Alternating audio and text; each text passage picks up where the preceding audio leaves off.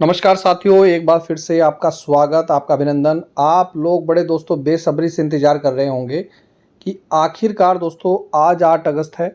आखिरकार उत्तराखंड में high court में पुलिस कांस्टेबल पर क्या डिसीजन हुआ है, क्या दोस्तों यहाँ पर पैरवी की गई है और तमाम जानकारी आपको इस वीडियो में मिलेगी। लेकिन साथ के साथ मैं एक और बात बता दूँ आपको दोस्तों, क्या ये गलत नहीं हो रहा उन युवाओं के साथ जिन्होंने दोस्तों एग्ज़ाम दिया है? क्यों?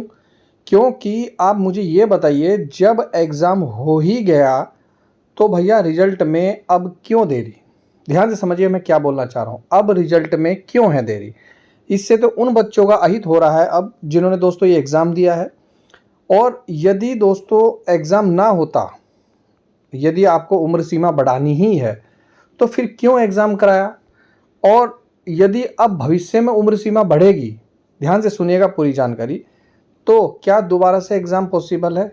ये चीज़ें मैं आप लोगों के सामने लेकर आया हूँ। पूरा पोस्टमार्टम कर दूंगा इसका कि क्या से क्या हो सकता है और क्या नहीं हो सकता। देखिए तमाम जानकारी आपको इस वीडियो में दे रहा हूँ। देखिए ये है केस नंबर।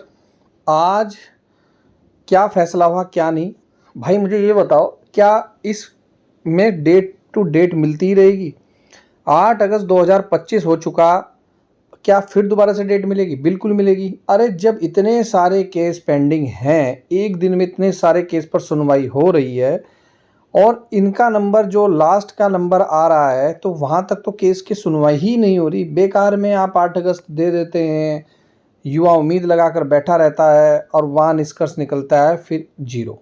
मतलब फिर एक नई तिथि, मतलब फिर दोबारा से दोस्तों डेट मिलने वाली है। अभी क्लियर नहीं हुई, फिर दोबारा से दोस्तों पुलिस कांस्टेबल में दूसरी डेट मिल जाएगी।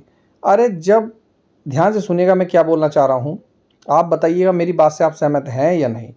पुलिस कांस्टेबल में जब सब कुछ एक तरफा हो गया, मतलब फिजिकल हो गया, पेपर हो गया, तो भैया अब इसमें क्या टेंशन लेनी, छोड़ दो आप इस केस को। मैं कह रहा हूँ माननीय जज साहब से या रिक्वेस्ट कर रहा हूँ, आप इस कोर्ट में जो भी फैसला लेना चाहते हैं ले लीजिए, फुल और फाइनल कर दीजिए। यदि आप इसको बहाल करना चाहते हो तो बहाल कर दीजिए, यदि आप उम्र सीमा बढ़ाना चाहते हो तो उम्र सीमा बढ़ा दीजिए। लेकिन अब दोस्तों सहन नहीं होता, अब दोस्तों रुका नहीं जाता, क्योंकि इससे दोस्तों आगामी जो पुलिस कांस्टेबल की भर्तियां हैं, आगामी जो भर्तियां हैं उन पर भी दोस्तों फ़र्क पड़ने का बिल्कुल पड़ेगा, क्योंकि पदों की संख्या मैंने आपको बताई थी खाली है।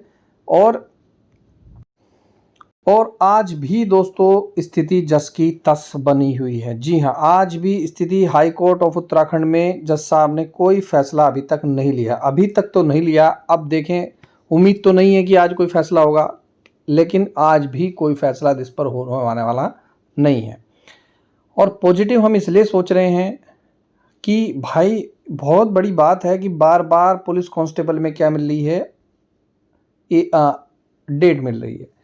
नहीं तो हाई कोर्ट में दोस्तों यकीन कीजिएगा डेट ही नहीं मिलती। तो ये बड़ी खुशखबरी है, बड़ी अच्छी बात है कि भाई इसमें हमें डेट मिल रही है। तो आगामी डेट भी दोस्तों जल्दी मिल जाएगी, तो वो आपको पता चल जाएगा। अभी तक तो कोई डिसीजन दोस्तों नहीं हुआ।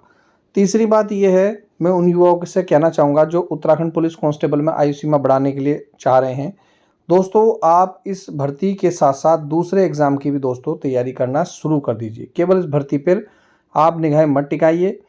और जो हो रहा है, क्या हो रहा है, हम मीडिया में आके गलत सलत नहीं बोल सकता, ये आप सब जान रहे हैं, सब समझ रहे हैं। हमने देखिए जितना प्रयत्न करना था कर लिया। हमने आंदोलन कर लिए, हमने लिखित रूप से माननीय मुख्यमंत्री जी को चिट्ठी लिख दी, हमने संबंधित अधिकारियों को, आयोग को सब जगह यहाँ पर बता दिया कि उत्तराखंड पुलिस कांस्टेबल आईसीयू बढ़नी चाहिए। लास्ट का रास्ता बचता था क्या, न्यायालय का। न्यायालय में हम गए हैं, वहाँ पर देख ही रहे हैं आप कितनी केस डेट पर डेट, डेट पर डेट, डेट पर डेट। अब इसको खींचते खींचते ना टाइम हो गया। मैं नहीं चाहता कि दोस्तों अब उन बच्चों का हित हो जिन्होंने ये पेपर दिया है, जिन्होंने ये पेपर फिजिकल पास किया है। अब तो फटाफट दोस्तों रिजल्ट आना चाहिए और यहाँ से केस ये फाइनल हट जाना चाहिए। हट जाना मतलब इन द सेंस कि जो भी आप फैसला लेना चाहें, आप पॉजिटिव चाहें तो पॉजिटिव लीजिए, निगेटिव चाहें नहीं। आप क्या मेरी बात से सहमत है दोस्तों? कमेंट करके जरूर बताएं। और यदि उनकी इच्छा है भाई सुप्रीम कोर्ट जाने की, बिल्कुल जाए, मोस्ट वेलकम। और यदि उनकी इच्छा ये है डबल बेंच में जाने की, तो मोस्ट वेलकम। लेकिन फिलहाल यहाँ से दोस्तों केस क्या हो जाना चाहिए, खारिज। मुझे नहीं लगता दोस्तों इस पर कुछ भी खास फैसला अब होने वाला है। डेट पर डेट, डेट पर डेट, डेट पर डेट मिल रही है। आखिरकार फैसला होगा कब? हम चाहते हैं फैसला हो, चाहे वो पॉजिटिव हो चाहे वो नेगेटिव हो, लेकिन त्वरित हो। अब मुझे भी दोस्तों यहाँ पर लगभग 1 साल हो गया ये सब देखते देखते, डेट पर डेट, डेट पर डेट, लेकिन निष्कर्ष हमेशा क्या निकल रहा है, जीरो। लेकिन मैं फिर भी बोल रहा हूँ, एक सुखद एहसास है, एक सुखद है कि हाँ भाई, खुशी है कि हाँ भाई चलो डेट तो मिल रही है। पर फिर भी एक मन में एक ये बात आती है यार, डेट तो मिल रही है पर ऐसी डेट का फ़ायदा क्या, कि जब कोई फैसला सुनाया नहीं जा रहा, कोई फैसला सुन नहीं रहा। मैंने एक वीडियो में बोला था कि जज साहब एक बार अगर बेरोजगारी की सुन ले, पुलिस कांस्टेबल के बारे में सुन लेंगे, तो निश्चित रूप से आयु सीमा बढ़ जाएगी। और मैं अभी भी इस बात पर कायम हूँ कि माननीय जज साहब अगर इस बात पर फैसला सुन लें, 10 मिनट अगर इस बात को सुन लें कि हाँ भाई क्या मैटर है क्या नहीं है, तो मैं फिर बोल रहा हूँ आज अपने वीडियो पर कि मामला दोस्तों बेरोजगारों के पक्ष में, उन लोगों के पक्ष में बिल्कुल जा सकता है। लेकिन अभी के लिए क्या करें, अभी के लिए क्या करें, आपने पेपर दे लिया, आपका पेपर हो चुका, अब आप रिजल्ट की तैयारी करें। रिजल्ट निश्चित रूप से आएगा, लेकिन फाइनलाइज रिजल्ट दोस्तों नहीं आएगा।